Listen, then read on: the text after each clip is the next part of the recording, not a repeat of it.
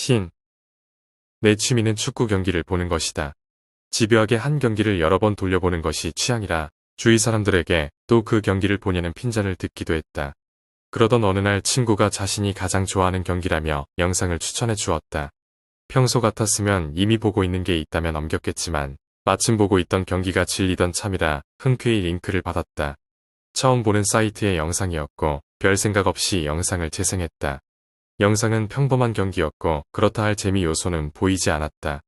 그러나 영상을 세 번째 돌려보면서부터 조금씩 이상한 점을 발견했다. 분명 처음 영상에서는 2대1로 앞서 나가던 팀이 중반부까지 아무런 실적을 못 내는 것이 아닌가. 나는 집요하게 영상을 돌려보았고 이 영상의 비밀을 찾아냈다. 바로 이 영상 속 플레이어들은 내가 영상을 돌릴수록 같은 현상을 데자비처럼 느낀다는 것이다. 처음 느껴보는 정복감과 우월감에 나는 미친 듯이 영상을 돌렸다. 그들의 신체는 영상을 이세솔해도 회복이 안 되는 것처럼 보였고 몇몇이 베드에 실려나가고 점점 부상자들이 늘었다. 그러던 중 심판으로 보이는 사람이 구장 중앙으로 호루라기를 불며 다가갔다. 종료 사인처럼 팔을 흔들던 심판은 갑자기 손가락으로 카메라를 가리켰다. 카메라는 점점 줌을 당겼고 심판이 가리키는 대상이 보였다. 설마 나인가? 라는 생각에 오싹했지만 내가 아닌 나의 뒤편을 가리키는 것 같았다. 빨간 쪽지. 이야기의 주인공은 한 여고생입니다. 그녀는 어느 날 밤 자신의 교복 주머니에서 이상한 빨간 쪽지를 발견했습니다. 펼쳐보니 찍힌 듯한 종이가 보였고 그 쪽지에는 너를 지켜줄게라는 글이 적혀 있었습니다. 이게 뭐지?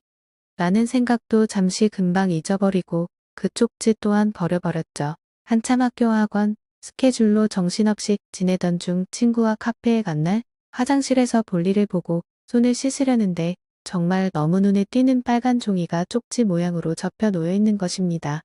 정말 지금도 왜 그런지 모르겠는데 그 쪽지를 펼쳐봤습니다. 그런데 그 쪽지를 보고는 굳어버렸습니다. 그리고 동시에 그 문장이 떠올렸습니다. 너를 지켜줄게. 그리고 지금 들고 있는 쪽지에 써 있는 말은 내가 죽어도 평생 너를 지켜줄게. 꿈을 팔면 안 되는 이유. 얼마 전에 신기한 일이 있어서 글 남겨볼게. 난 평소에 꿈을 자주 꾸는데 그날 꿈에선 버스를 기다리고 있었어. 정류장에 같이 앉은 남자분이 있었는데 그분 인상이 선해서 그런가? 그날따라 말을 걸어보고 싶어서 도란도란 이야기를 나누며 버스를 기다렸지. 그러다 보니 얼마 안 돼서 버스가 왔고 나는 버스에 올라타서 돈을 내려고 지갑을 꺼냈어. 근데 아까 옆에 앉아있던 남자가 줄 선 사람들 속을 파고들어서 갑자기 날 내리게 했어. 왜 그러시냐고 물으면서 그 남자를 따라가는데 그 남자가 버스는 나중에 타요. 아주 나중에.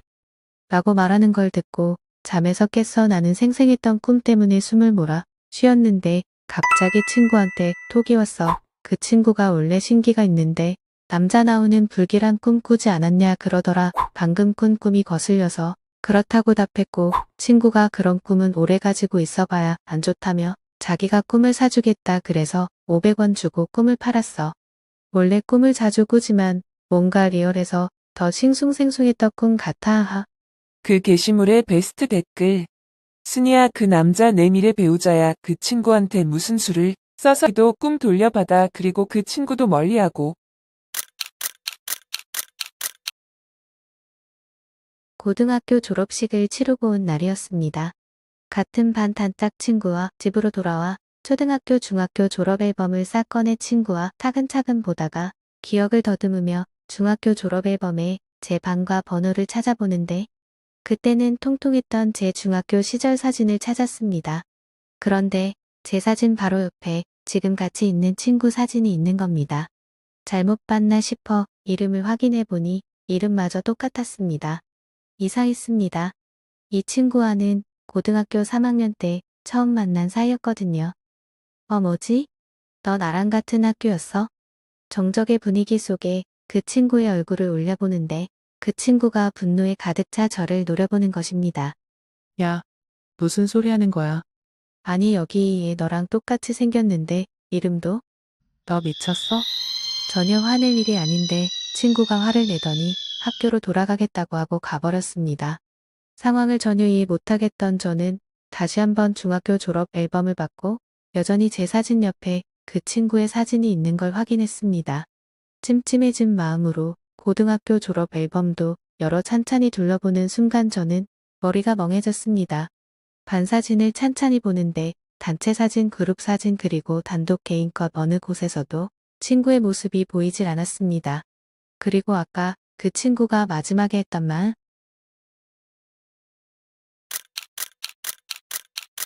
아들에게 걸려온 전화. 전쟁을 나간 아들에게 전화 한 통이 걸려왔다.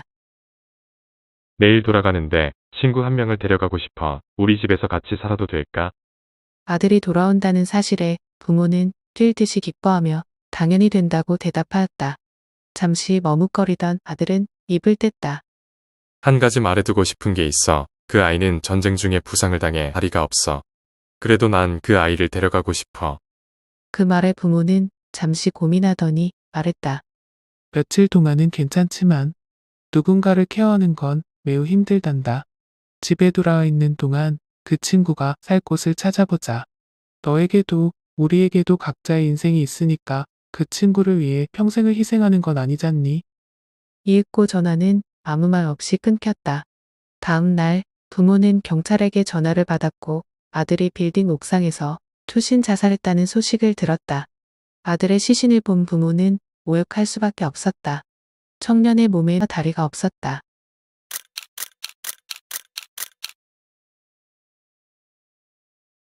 군대 선임 중에 허언인지 모르겠지만 유체 이탈이 가능하다는 사람이 있었어. 평소에는 그냥 마장구 좀 쳐주고 넘겼는데 어느 날은 그 선임이 진지하게 이야기하더라. 유체 이탈하면서 겪었던 무서운 경험이 있었다고. 그늘도 여느 때와 같이 몸에서 빠져나와 주위를 거닐고 있었대. 근데 그날따라 어떤 할머니가 자기를 뚫어져라 쳐다봤다는 거야. 평소에는 아무도 자기를 쳐다보지 않는데 저 할머니는 내가 보이는 건가 싶어서 말을 걸었대. 할머니, 제가 보이세요? 근데 그 할머니가 잠시 선임을 주시하더니 미친 듯이 달리기 시작하더라는 거야. 왜소한 어르신이 무슨 힘이 있어서 그렇게 뛰시는지 왠지 모를싸한 느낌이 들었고 선임도 미친 듯이 할머니 뒤를 쫓았는데 할머니가 도착한 곳은 선임이 빠져나왔던 자리였대. 그때 자기가 할머니를 따라가지 않았다면 몸이 뺏길지도 몰랐다고. 이후엔 누가 자기를 쳐다봐도 말을 걸진 않게 됐대.